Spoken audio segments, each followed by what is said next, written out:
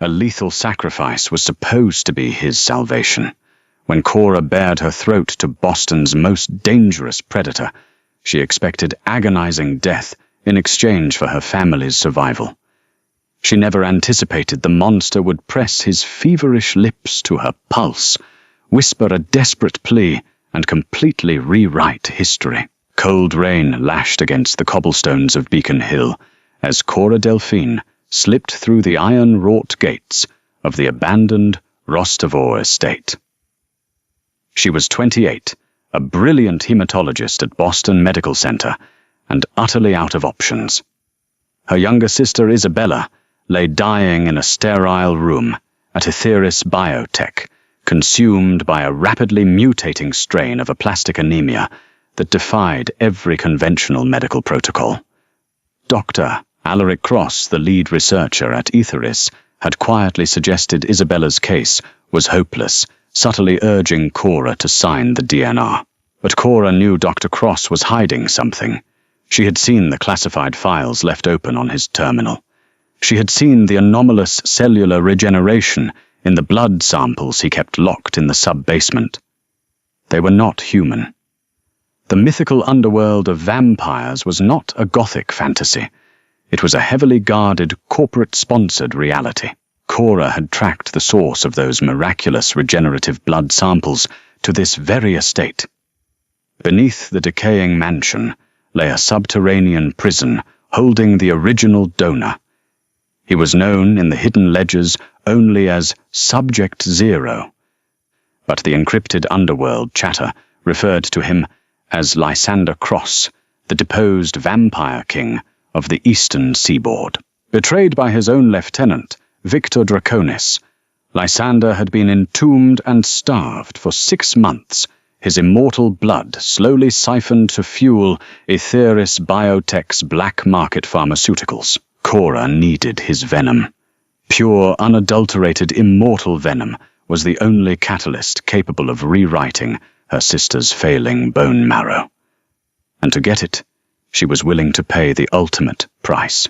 The heavy steel door of the bunker groaned as Cora entered the security code she had stolen from Cross's office. The air inside dropped 20 degrees, smelling intensely of ozone-rusted iron and ancient dust. Emergency bioluminescent lights flickered, casting eerie green shadows against the reinforced titanium walls. At the center of the cavernous room hung a cage made of tempered silver alloy. Inside knelt a nightmare. Lysander Cross was a portrait of lethal starvation. His clothes were shredded, clinging to a lean, heavily corded frame that had been pushed to the absolute brink of destruction. Ash-blonde hair hung in matted waves over a face that was devastatingly angular and pale as alabaster. Heavy chains bound his wrists to the floor, but it was the feral glowing violet of his eyes that made Cora's heart hammer against her ribs. He looked up, sensing her presence, before she even took a step. A low, guttural hiss reverberated through the chamber, rattling the glass of the observation deck above. "I am not here to hurt you," Cora said, her voice remarkably steady, despite the tremor in her hands. Lysander let out a harsh, rasping laugh that sounded like dry leaves scraping against stone.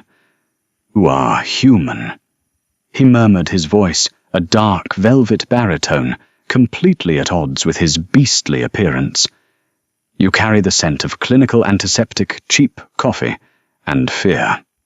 You are either Cross's new plaything, or you are remarkably foolish." "I know who you are, Lysander," Cora countered, stepping closer to the bars. She unzipped her damp jacket, letting it fall to the floor. "And I know what Victor Draconis did to you. He took your throne, locked you in the dark, and uses your blood to fund Etheris Biotech. You are starving. You haven't fed on a living human in half a year." Lysander lunged. The chains pulled taut with a deafening metallic shriek, stopping him mere inches from the bars.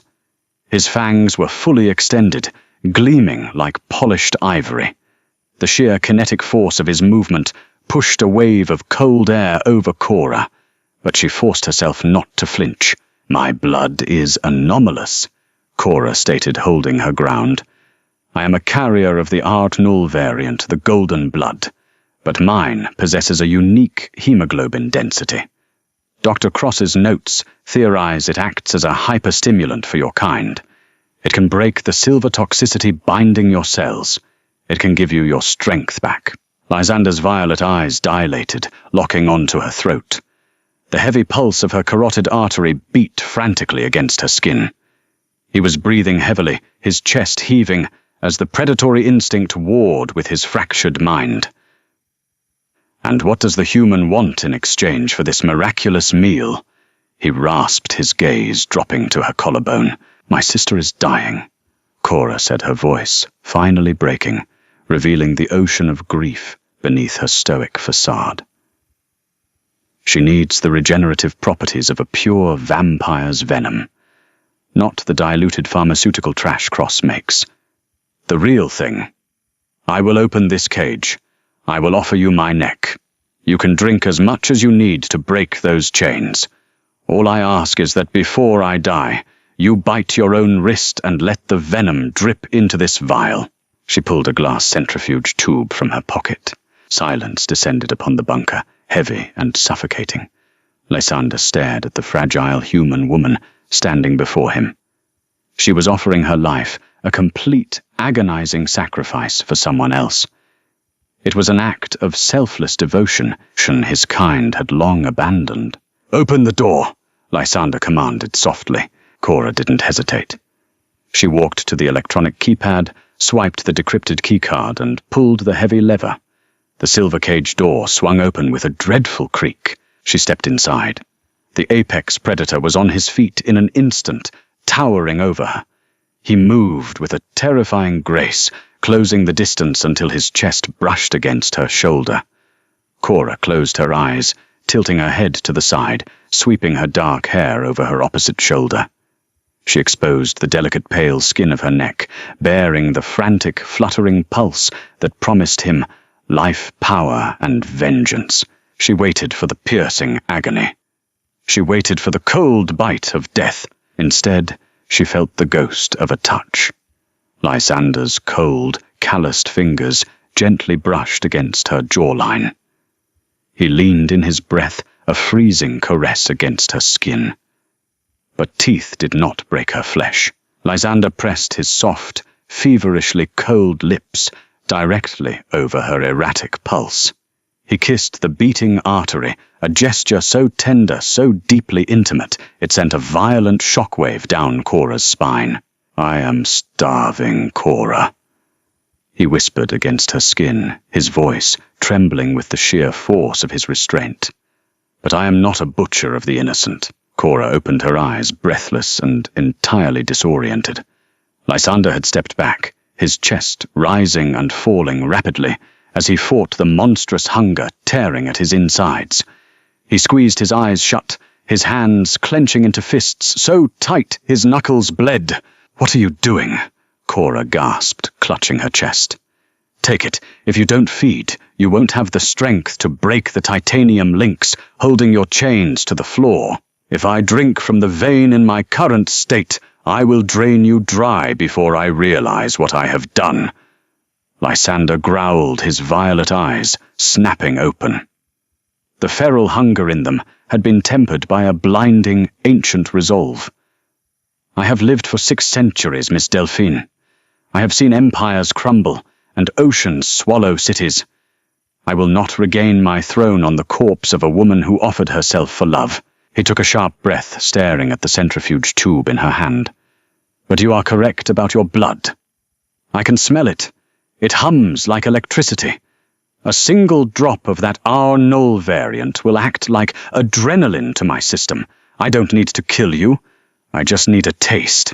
Cora stared at him, fundamentally, rethinking everything she knew about the monsters of the underworld. She reached into her pocket, withdrew a sterilized surgical scalpel, and drew a shallow, precise line across her own palm.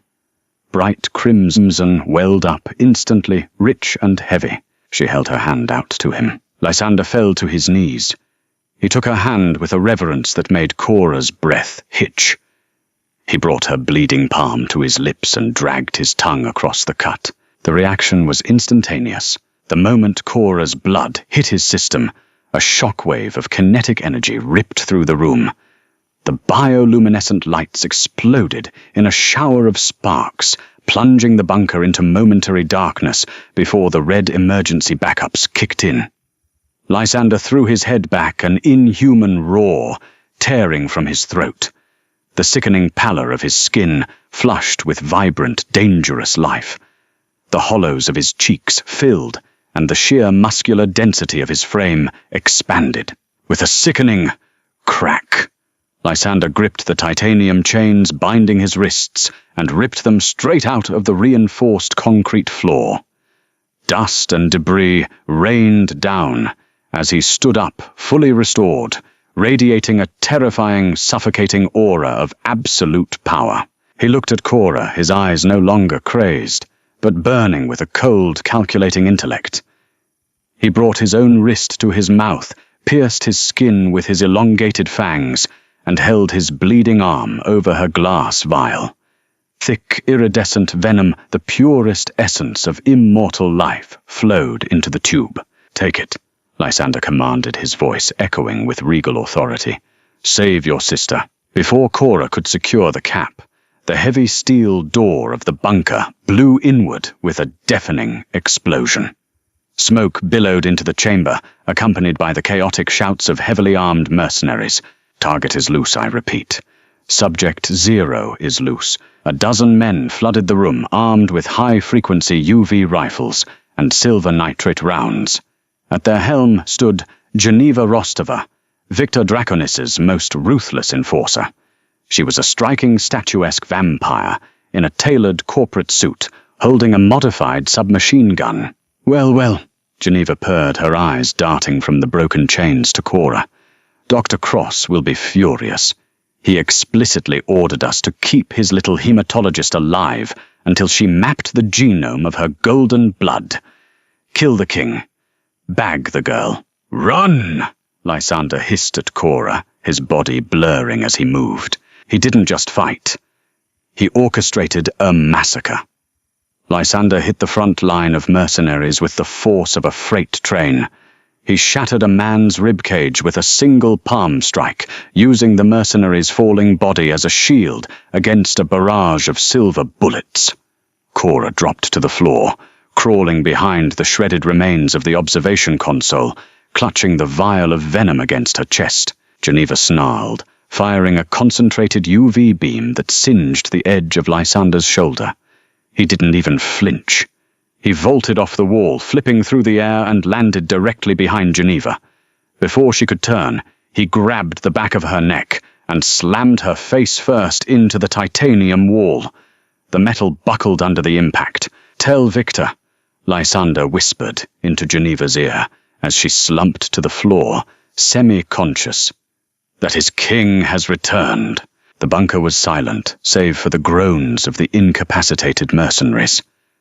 Lysander stood amidst the wreckage, blood dripping from his knuckles, looking entirely untouchable. He turned to Cora, holding out a hand.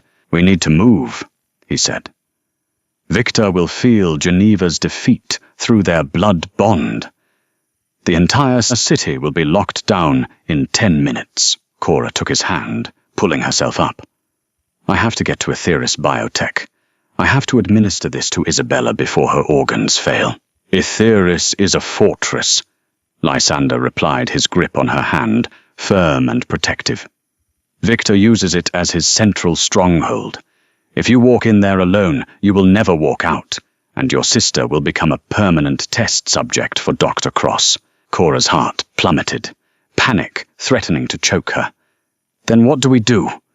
"We don't have time." Lysander looked down at her, his expression unreadable, yet undeniably anchored by the bravery she had shown him. "You freed me, Cora Delphine. You offered me your life. In my kingdom, a debt of blood is absolute. I will not let your sister die." He pulled her toward the hidden emergency exit at the back of the bunker. "We are going to take my city back, and we are going to start by burning Aetheris Biotech to the ground.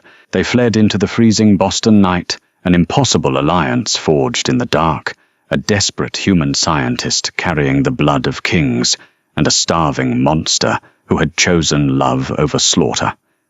But as they disappeared into the shadows of the alleyway, neither noticed Dr. Alaric Cross stepping out from the wreckage of the bunker, dialing a secured encrypted phone. Sir Cross said, watching the drops of Cora's golden blood drying on the floor. She successfully activated him. The hybrid protocol can commence. Yes, Draconis is ready for Phase 2. The game had only just begun. Headlights sliced through the torrential downpour as a stolen matte black SUV tore down Route 2, leaving the glowing skyline of Boston in the rearview mirror. Cora gripped the passenger side handle, her knuckles white, while Lysander navigated the treacherous hydroplaning curves with the effortless preternatural reflexes of an apex predator. They were heading toward Concord, specifically to a sprawling abandoned agricultural estate that belonged to Cora's late grandfather. It was off the grid, surrounded by hundreds of acres of overgrown fields, the perfect tactical blind spot. Rain hammered the tin roof of the massive, dilapidated barn as Lysander kicked the rusted side door open, clearing the perimeter with a swift, calculated gaze. The air inside smelled of damp hay, oxidized iron, and ancient motor oil. Dominating the center of the structure sat a behemoth of agricultural history, a beautifully preserved, though currently dormant, 1958 Caterpillar D8 crawler tractor, parked alongside a row of vintage, heavy-duty farming implements. We have exactly 20 minutes before Victor's private military contractors ping the SUV's residual GPS telemetry. Lysander stated, his voice a low, commanding rumble. He was already moving toward the massive steel sliding doors, securing the heavy iron latches. Aetheris Biotech employs ex-special forces. They will move in an echelon formation, likely bringing specialized K9 units trained to track the scent of immortal blood. Cora didn't panic. Her scientific mind, trained in the high-pressure environment of emergency hematology, compartmentalized the terror. She pulled a heavily encrypted brushed steel laptop from her satchel, the drive she had physically ripped from Dr. Cross's mainframe before fleeing the hospital. She set it up on the flat steel hood of the antique tractor, booting the system. "Then we need to use this 20 minutes to destroy them where it actually hurts." Cora set her fingers flying across the keyboard. "Victor Draconis didn't just lock you in a cage to steal your throne. He built a multi-billion-dollar pharmaceutical empire on your suffering. Aetheris is publicly traded in Kendall Square. If I can bypass Cross's secondary firewall, I can access the raw clinical data of their human trials." Lysander paused, watching her with a mixture of ancient curiosity and profound respect. For centuries he had ruled a hidden aristocracy built on fangs and bloodshed. Yet here was a mortal woman armed only with a glowing screen, preparing to dismantle an empire using the merciless weapon of corporate accountability. "Cross let you escape." Cora suddenly gasped, the blue light of the screen reflecting in her widened eyes. "The files. They outline a hybrid protocol. They didn't just want my golden blood to heal you. They wanted you to ingest it to synthesize an entirely new, patentable genetic mutation within your venom. We walked right into their trap." "A trap requires the prey to remain contained," Lysander replied, his violet eyes narrowing as he stepped close to her. His immense presence a comforting anchor in the freezing barn. And Victor severely underestimated the variable of my own free will. A sudden chilling sound cut through the drone of the rain.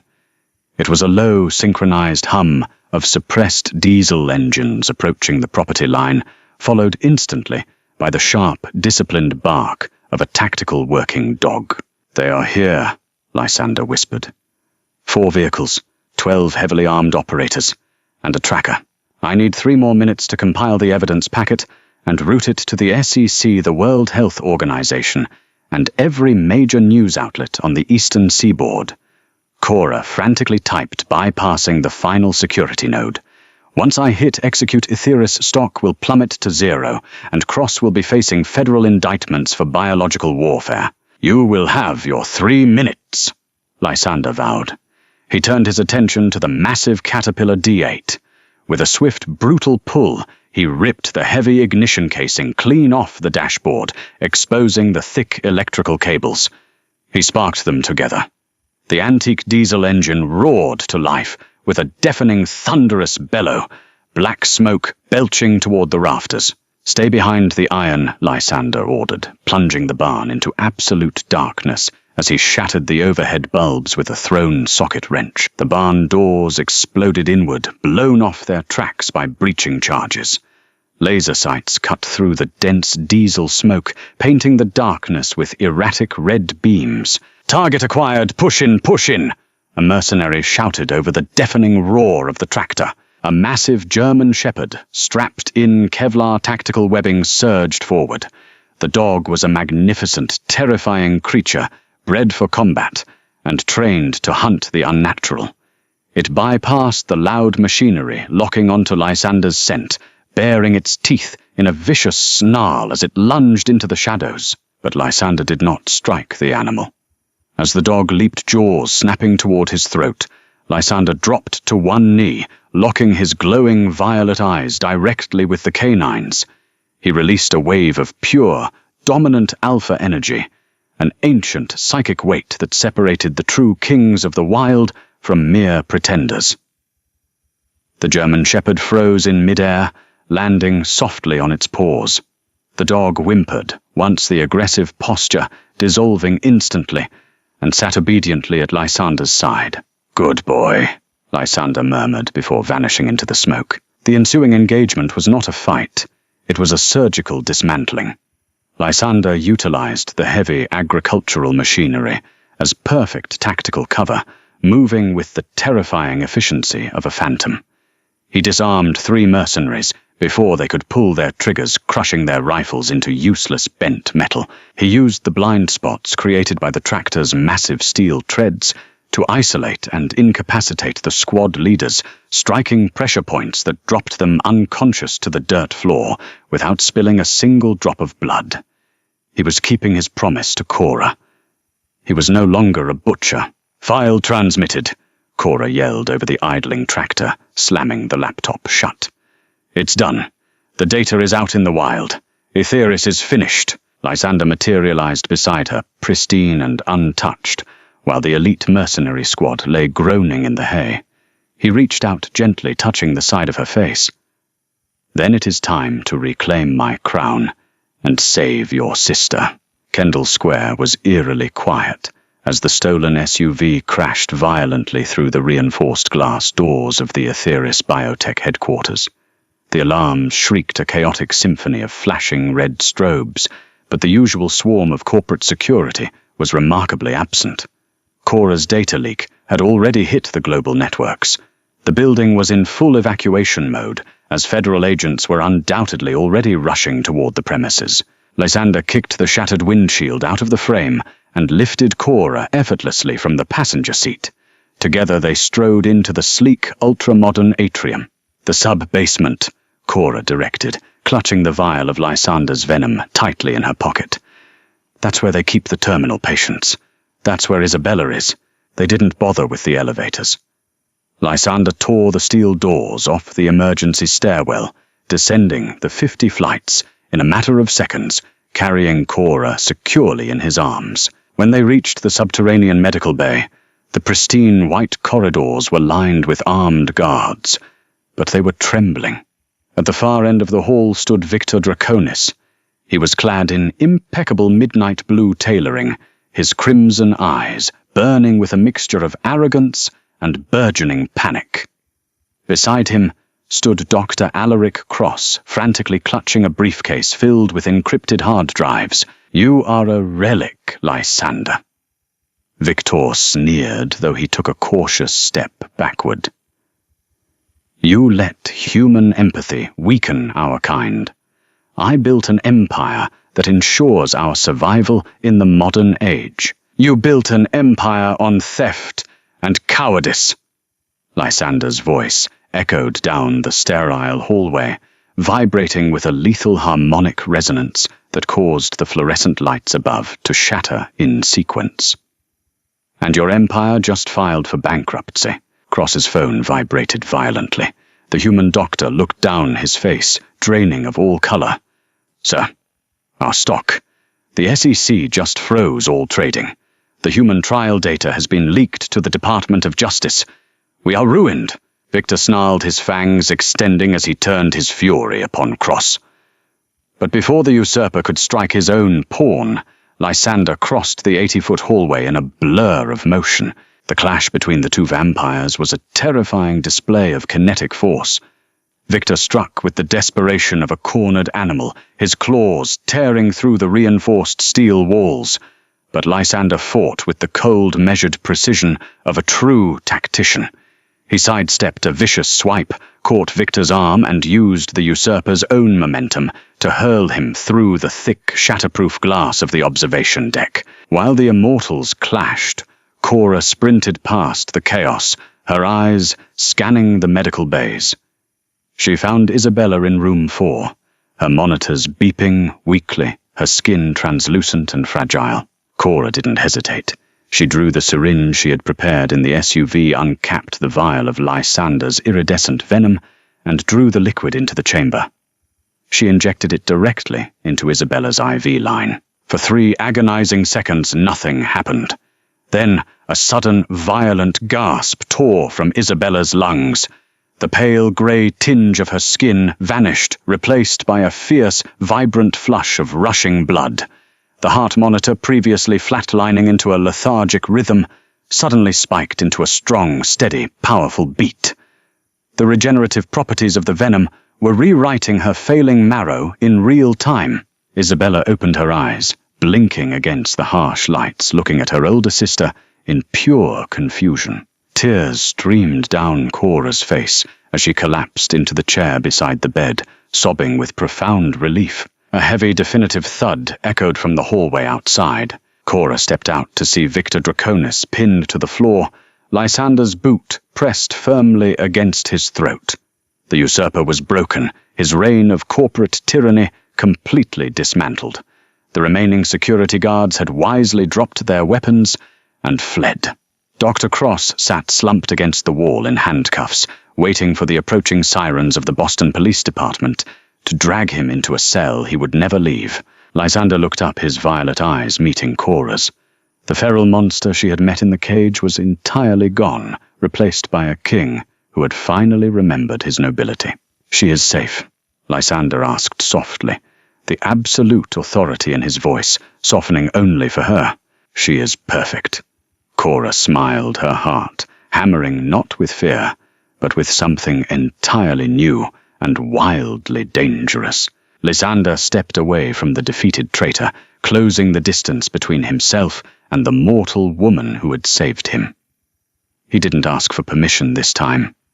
He pulled Cora into his arms, his mouth capturing hers in a kiss that tasted of rain, adrenaline, and eternal promises. She had offered him her neck, but in the end, he had stolen her heart. Thank you so much for watching to the very end. If this story kept you on the edge of your seat, please smash that like button and share it with your fellow dark romance and action fans. Your support helps create more incredible pulse-pounding narratives just like this one. Don't forget to hit subscribe and ring the notification bell so you never miss a new upload. Drop a comment below, telling me what you want to see next. See you in the next video.